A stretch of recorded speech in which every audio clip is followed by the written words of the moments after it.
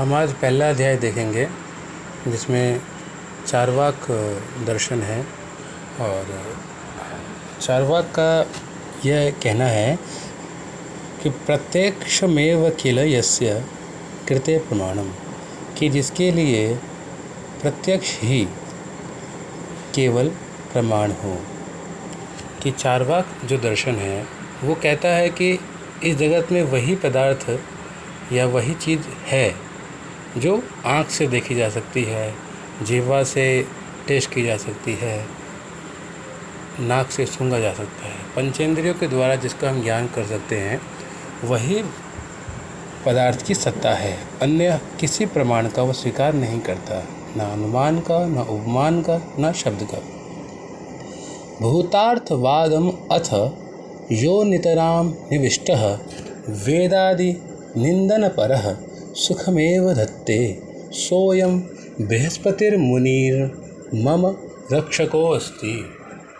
अब क्या है कि चार्वाक दर्शन में बृहस्पति मुनि को प्रवर्तक माना जाता है ना।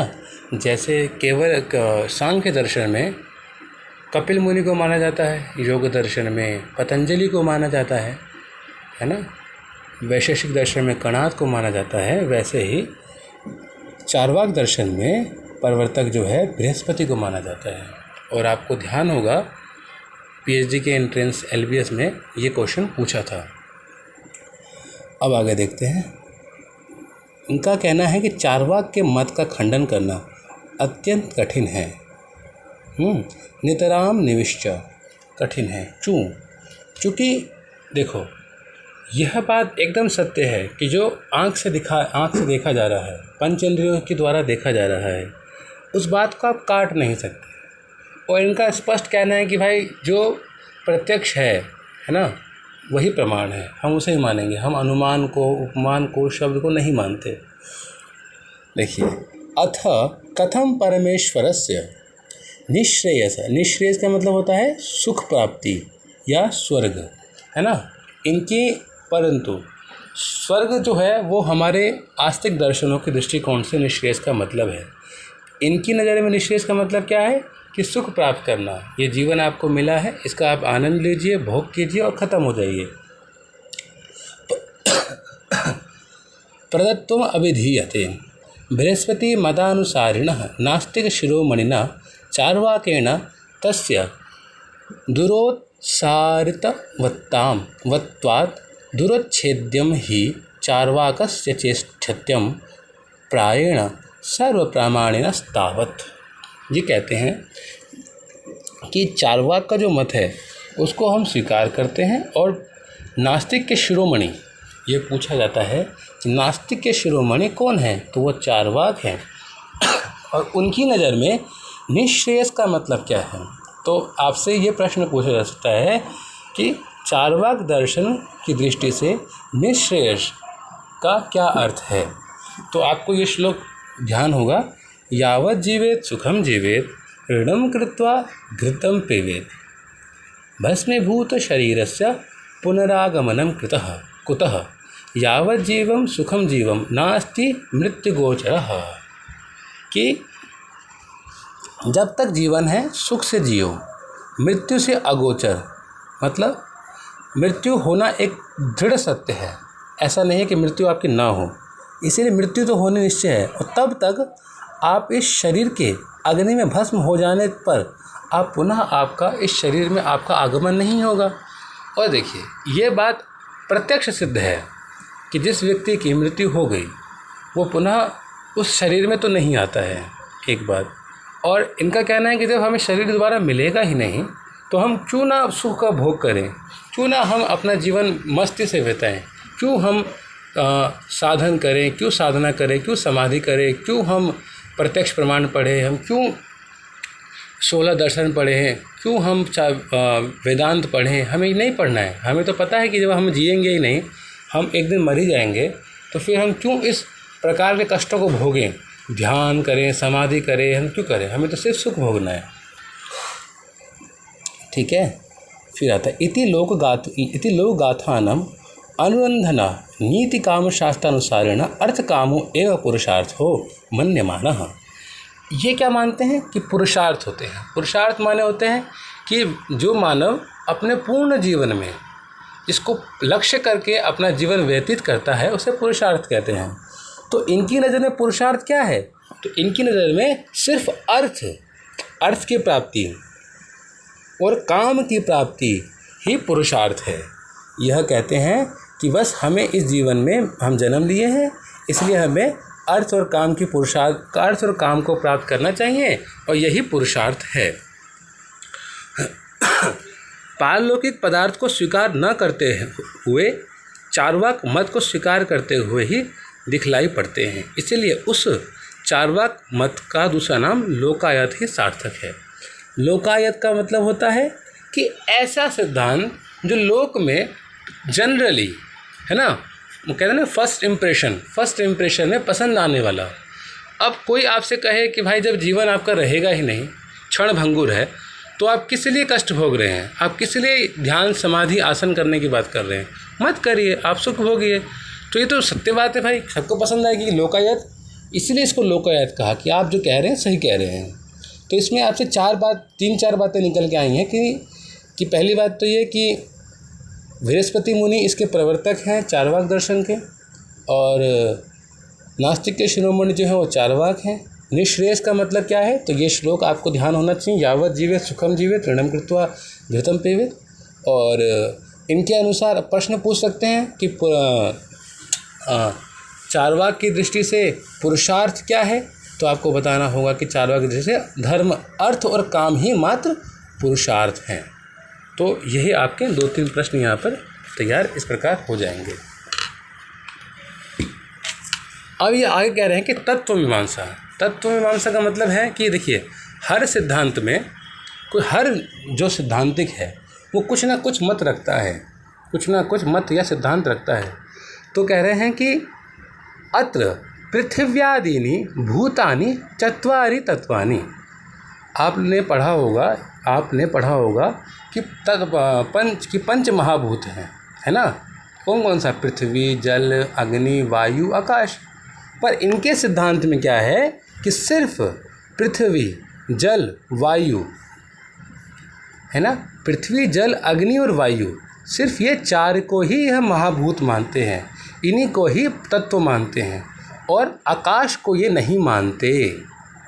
ठीक है, ये कहते हैं कि आकाश नहीं होता। ठीक, अब ये प्रश्न आपसे पूछ सकते हैं कि चार्वाक की दृष्टि में आप 4 भूतों को समझाइए, ठीक है, 4 महाभूतों को समझाइए, तो आपको ये समझाना होगा।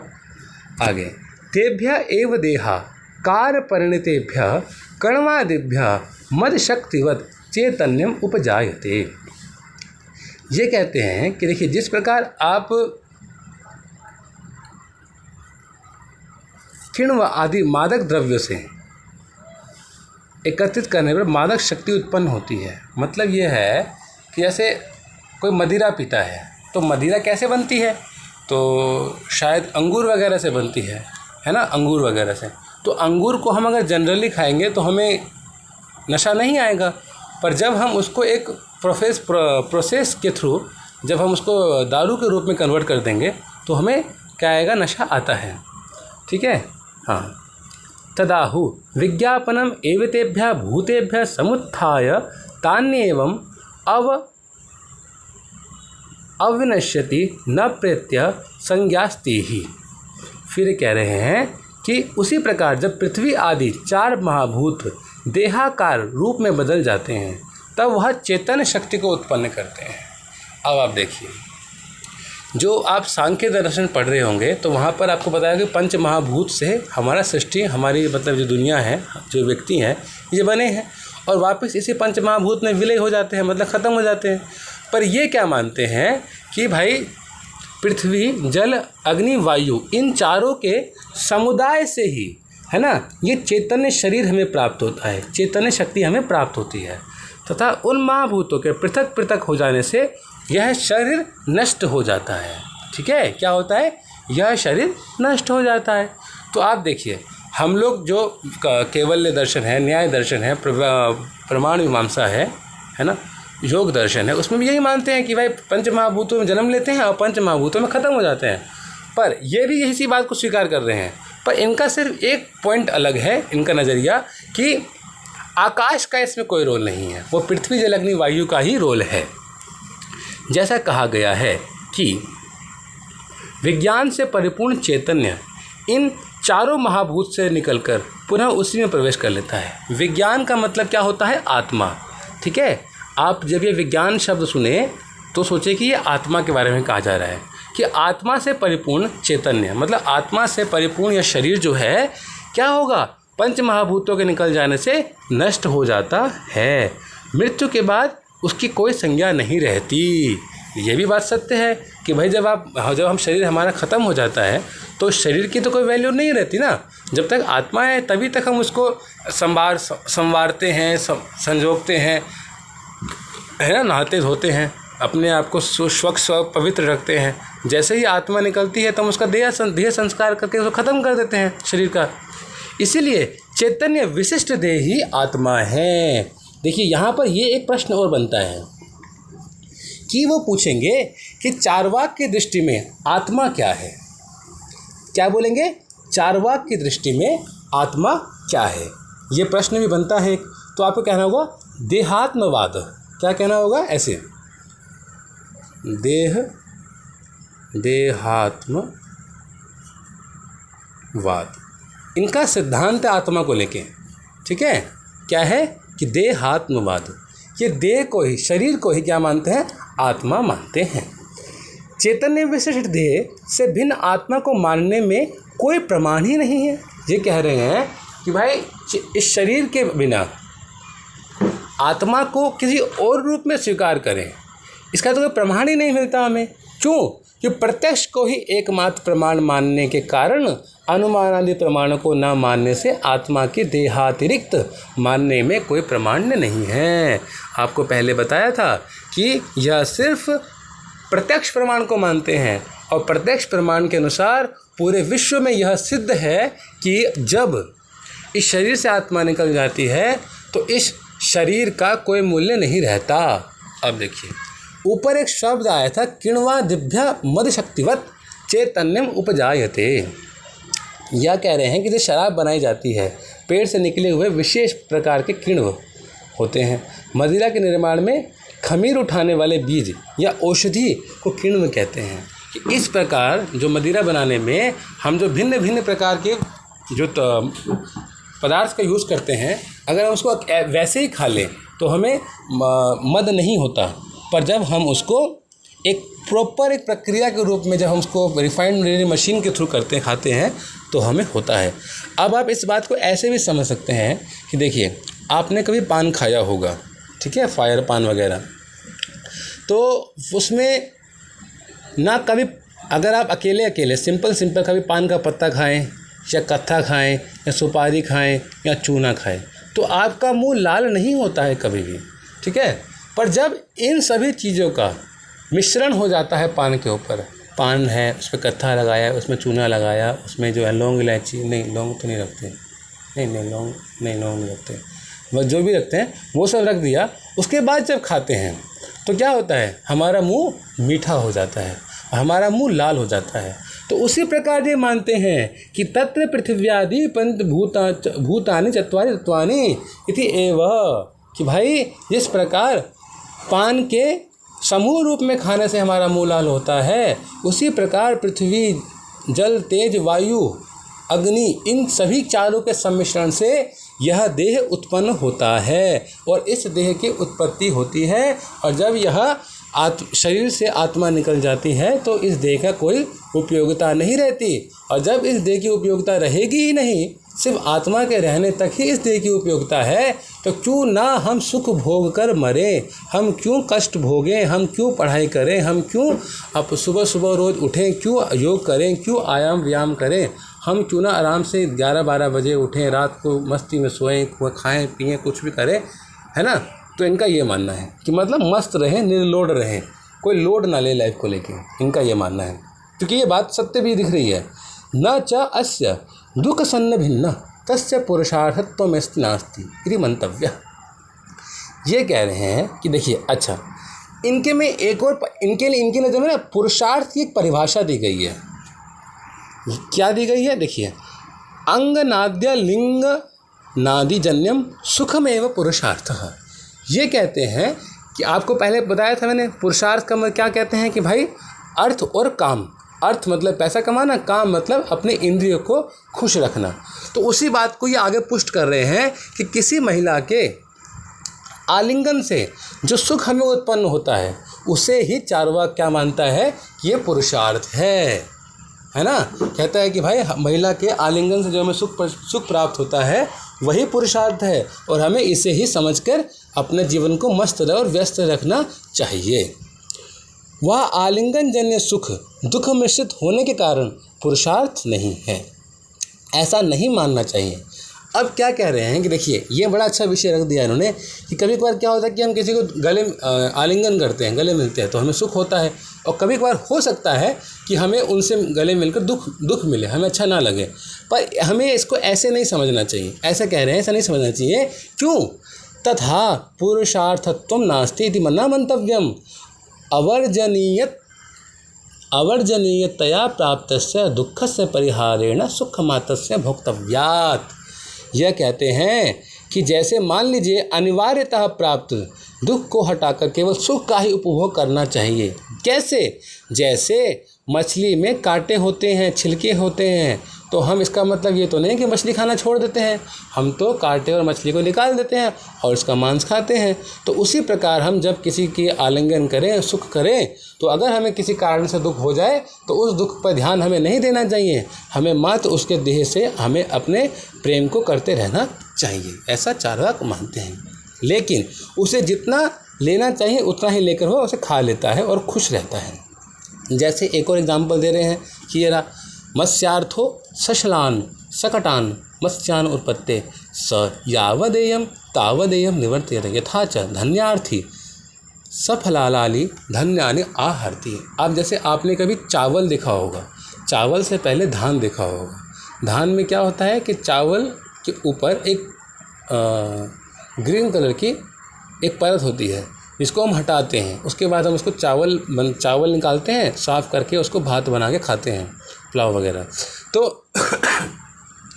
तो इसका मतलब ये तो नहीं कि उसमें उस चावल के दाने के ऊपर जो उसके धान जो लगे हुए हैं लेप वगैरह, कि हम उसको खाएं ना, कि भाई इसको कौन हटाएगा। हम लोग क्या करते हैं कि उसको हटा देते हैं और अपना खा लेते हैं। आपने गाँव घर में देखा होगा मम्मियों को वगैरह को पहले तो करते थे कि चावल पहले साफ़ करते थे ना, तो उसमें धान होता था, एक दो 10-20 टुकड़े धान के होते थे, तो उसको धान को टुकड़े निकाल देते और चावल साफ़ कर लेते थे, है ना। तो वही हम करते हैं। इसका मतलब ये थोड़ी ना कि 4-5 दाने अगर धान के आगे तो हम फेंक दें। मतलब ये बताना ही चाह रहे हैं कि जीवन में मान लीजिए अगर आपको किसी कारणवश कोई कष्ट हो गया, इसका मतलब ये थोड़ी ना कि आप उस व्यक्ति या उस आलिंगन करने वाले को छोड़ देंगे। नहीं, आप उसको आलिंगन करेंगे और सुख रहेंगे, बेशक उसमें कुछ दोष है तो भी, लेकिन वह भी जितना लेना चाहिए उतना लेकर निकाल देते हैं। इसे दुख के डर से अनुकूल अनुभूति वाले सुख को नहीं त्यागना चाहिए। अभी क्या कह रहे हैं कि भाई मान लो आपको दुख होगा, ऐसा आपको किसी ने बताया है कि आलिंगन करने से, मतलब भोजन करने से, खूब सारा खाने से, अनहेल्दी फूड खाने से आपको दुख होगा, है ना। ऐसा ना सोचें और आप उस जो दुख वाला पोर्शन है उस पर ध्यान ना दें, उसको अपने लाइफ से निकाल दें और सुख की तरफ देखें और सुख भोगें, मस्त रहें। न ही मृगा सन्ति इति शालयो नोष्यति, न ही भिक्षुका सन्ति इति स्थालयो नोधयति, यदि किंचित भीरु दृष्टम सुखम त्यजति तर्हि स पशुवत मूर्खो भवेत् इति उक्तम। कह रहे हैं कि ना ही मृगा सन्ति, कि ऐसी बात नहीं है कि मृग है इसलिए धान ही ना रोपा जाए। अब यह क्या बता रहे हैं कि भाई एक दुकान में मान लीजिए सोना रखा हुआ है ना, और पता है कि वहाँ पे आसपास जो है चोरियाँ होती हैं। इसका मतलब ये नहीं है कि व्यापारी जो है वो अपना व्यापार करना छोड़ दे। तो वही कह रहे हैं कि माना कि वहाँ पर मृग है जंगल में, खेत में, इसका मतलब ये थोड़ी ना कि हम धान रोपना छोड़ देंगे, है ना। या फिर यह डर भी हो कि भिक्षुक है इसीलिए हम उसको बर्तन ही नहीं देंगे। यदि कोई डरपोक व्यक्ति दुष्ट सुख का त्याग देगा तो वह पशु के समान मूर्ख माना जाएगा, जैसा कि कहा गया है।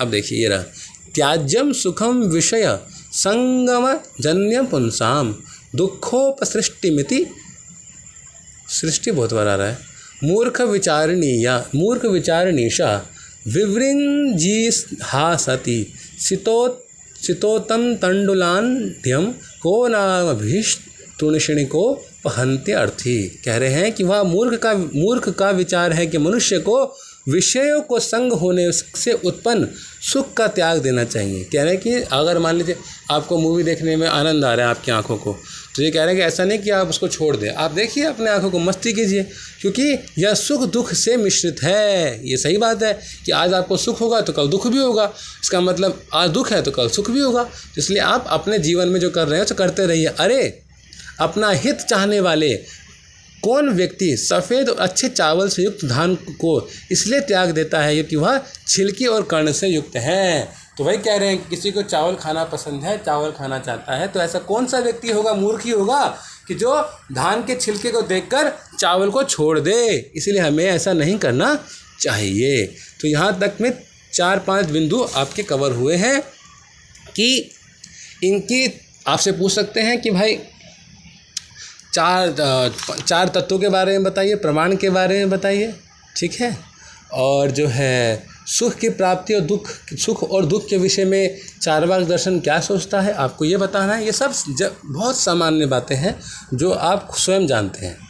अब क्या आता है कि यज्ञों और वेदों, 10 मिनट हो ना, हाँ, यज्ञों और वेदों को निस्सारता कि अभी क्या मानते हैं। देखिए ये क्या है, ये नास्तिक दर्शन है। क्यों? क्योंकि यज्ञ को और वेदों को नहीं मानते। देखिए एक बात समझिए, सभी दर्शन जब अपने अपने आर्गुमेंट्स देंगे तो आपको लगेगा कि भाई ये आर्गुमेंट तो एकदम परफेक्ट है, ये सही कह रहा है, ऐसा ही तो होता है।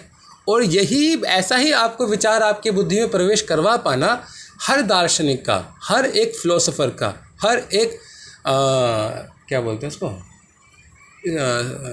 स्पीकर कौन होता है आजकल जो करते हैं ना, संदीप माहेश्वरी वगैरह करते हैं, उनका यही काम है कि वो एक बात आपके दिमाग में डाल दें कि जो मैं बता रहा हूँ यही है वो, बाकी कुछ और नहीं है।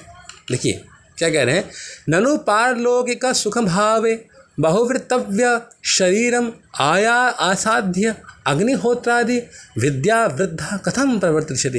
कह रहे हैं कि फिर पारलौकिक सुख ना होने से बहुत धन खर्च करके शरीर के परिश्रम से साध्य अग्निहोत्र और यागों के विद्या वृद्ध लोग कैसे प्रवृत्त होते हैं। ऐसा यदि कहें तो यह भी प्रमाण कोटि में प्रवेश करने योग्य नहीं है। इनका कहना है कि देखिए कि भाई यहाँ से जब कोई मर जाता है, ठीक है, तो वो कहाँ जाता है, उसे सुख होता है कि नहीं होता है, कोई स्वर्ग है या नहीं है, अप्सरा मिलती है कि नहीं मिलती, उसे जो आप दान करते हो मिलता है कि नहीं मिलता है, तो हमें पता ही नहीं है। तो हम पारलौकिक जो सुख की चिंता करते हैं कि स्वर्ग मिलेगा भाई इसलिए अच्छा करो इस जन्म में, ऐसा जो हम सोचते हैं, हम क्यों सोचें? क्योंकि क्या किसी एक व्यक्ति ने आप स्वर्ग से आकर आपको ऐसा बताया है कि मैंने ऐसे ऐसे सुख भोगे? नहीं। तो आप इतना सारा धन यज्ञ में खर्च करते हैं और अपना पूरा शरीर अग्नि की आग से दबाते हैं और मतलब एकदम बूढ़े होने तक आप जो यज्ञ करते रहते हैं। किस लिए? कि आपको स्वर्ग प्राप्ति हो? नहीं, यह भी प्रमाण में नहीं आता, क्योंकि झूठ है, यह विरोध है, यह दोषयुक्त है। होने कारण वैदिक समझने वाले धूर्त बगलों ने आपस में ही कहा है। अब यह क्या कह रहे हैं कि यह ब्राह्मणों का खंडन कर रहे हैं कि ब्राह्मणों ने अपनी आजीविका चलाने के लिए ऐसा कहा है कि भाई ऐसा करोगे तो वैसा होगा, आपको यज्ञ करोगे तो स्वर्ग मिलेगा, स्वर्ग कामो यजेत, ऐसा मीमांसा दर्शन में कहा है। ये सब झूठ की बातें हैं। यह सब अपने घर में अन्न भरने के लिए, पेट पालने के लिए ब्राह्मणों ने किया है।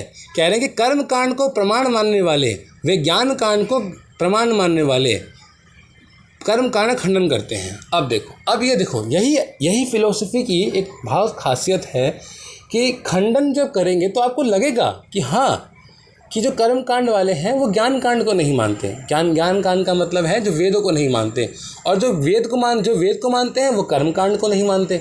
देखो पूरा विपरीत दिखाएंगे, लॉजिक देंगे। अग्निहोत्र केवल जीविका का साधन मात्र, जैसा कि कहा गया है। अब देखो, यह बृहस्पति का मत है। क्या? अग्निहोत्र, तीनों वेद, त्रिदंडो धारण करना, भस्म लगाना, यह सब बुद्धि तथा बल से रहित लोगों की जीविका है। देखिए, ये बात एकदम प्रमाणित है कि हम किसी के पास कब जाते हैं? जब हम अपनी बुद्धि से कमज़ोर होते हैं, तभी हम सलाह लेने जाते हैं ना किसी के पास, कि भाई मेरे को सलाह दो, मेरी बुद्धि कमज़ोर है। तो वही वो बता रहे हैं कि जिस व्यक्ति की बुद्धि कमज़ोर होती है वही ही जाता है अग्नि हवन कराने के लिए ब्राह्मण के पास, वही ही तीनों वेद को पढ़ने वाला जाता है, वही ही भस्म लगाता है। और जो बुद्धि से संपन्न होते हैं, जो धन से संपन्न होते हैं, वह ये सब काम नहीं करते, ऐसा बृहस्पति ने कहा है। अब आगे देखो, हाँ, दोष बता रहे हैं, दोष, अन्य दोष, कि हे औषधि रक्षा करो, अर्थात हे पत्थरों सुनो, और हे छुरे इसे मत मारो। इन सभी मंत्रों में अचेतन वस्तु को संबोधन करके सभी मंत्र झूठे सिद्ध होते हैं। अब देखो, कोई कहेगा कि हे चाकू तुम मुझे मत मारो। क्या कहा? कि हे चाकू तुम मुझे मत मारो। तो ये कितना हास्यास्पद बात है। भाई चाकू एक अचेतन है, वो रखा हुआ है, और वो तुम्हें कैसे मार सकता है? तो यहाँ पे क्या किया? वेद का खंडन कर दिया। फिर क्या कहा? चत्वारि श्रृंगा त्रयोदश पादा द्वे शीर्षस्थ हस्तासा। जिस प्रकार, अब वेद में जो मंत्र दिए गए उनका खंडन कर रहे हैं कि भाई जिस प्रकार आप कह रहे हैं कि 4 सिंग वाले, 4 पाँव वाले, 3 हाथ वाले वगैरह वगैरह, ऐसा तो कोई मनुष्य पशु इस संसार में प्राप्त ही नहीं होता। तो आपने जो कहा है वह गलत है। अब क्या कहा? व्याघात दोष, व्याघात दोष। वेद वचन परस्पर विरुद्ध भी हैं। अब ये भी सही बात है कि जो वेद के जो वचन हैं वो परस्पर एक दूसरे खंडन भी करते हैं। कैसे? एक एव रुद्रिनो द्वितीयो अवस्थीर्ये में कहा है कि रुद्र एक है, लेकिन अब कह दिया क्या? कि शिव के जो है वो एक ही है। अब अगला मंत्र आता है इसमें पुरुष सूक्त में, सहस्त्राण सहस्त्रशो ये रुद्रा अधिभूम्याम, है ना। इसमें क्या कह दिया कि भाई रुद्र जो है वो 1000 है। कितनी विपरीत बात है कि भाई एक जगह आप रुद्र को 1 कहते हो, एक जगह रुद्र को आप 2 कहते हो। तो भाई जो आप वेदों में लिखा है वह सार्वभौमिक सत्य नहीं है, वह सभी लक्षणों पे नहीं घटता, इसलिए आप झूठ बोलते हैं। अब पुनरुक्ति दोष, जिस बात को लोग जानते हैं उसी बात को बार बार कहते हैं। कैसे? क्षीर काल से सिर को जल में भिगो देना चाहिए। अब ये कह रहे हैं क्षीर काल में सिर को जल में भिगो देना चाहिए, यह बात तो सभी लोग जानते हैं।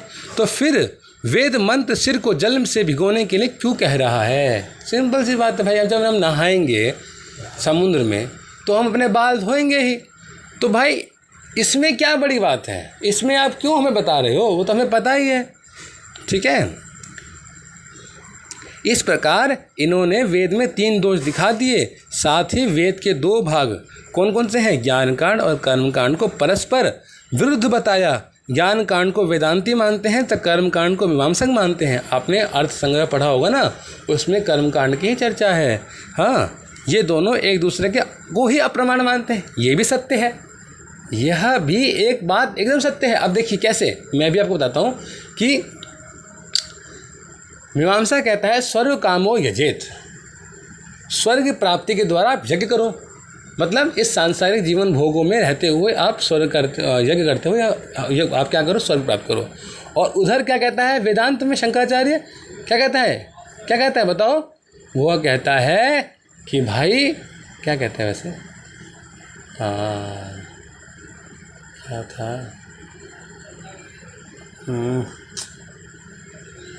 अरे यार कैसे पूछता हूँ,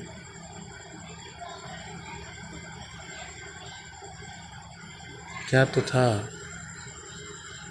हाँ, ब्रह्म सत्यम जगत मिथ्या जीवो ब्रह्मेव नापरः, कि ब्रह्म ही सत्य है और जगत मिथ्या है। तो एक बात बताइए कि भाई वेदांतियों, कि जब जगत जो चीज़ हम कर रहे हैं यज्ञ, जब ये मिथ्या ही है तो हम कैसे हमें स्वर्ग मिलेगा? तो ये आपस में ही इंटरडिक्शन हो रहे हैं, कन्फ्लिक्शंस हो रहे हैं पैदा, कि फ़िलोसफी के लोग आपस में ही भिड़ रहे हैं, इसलिए हमें इनके चक्कर में नहीं पड़ना चाहिए। इसीलिए चार्वाक कहते हैं कि अग्निहोत्र आदि सभी कर्म केवल ब्राह्मणों की जीविका का साधन है, इससे कुछ नहीं होता, इसलिए हमें इसके चक्कर में नहीं पड़ना चाहिए। अब पांचवा आया कि ईश्वर, मोक्ष और आत्मा। कि भाई चलो मैं इतना भेजता हूँ, उसके बाद दूसरा भेजूँगा।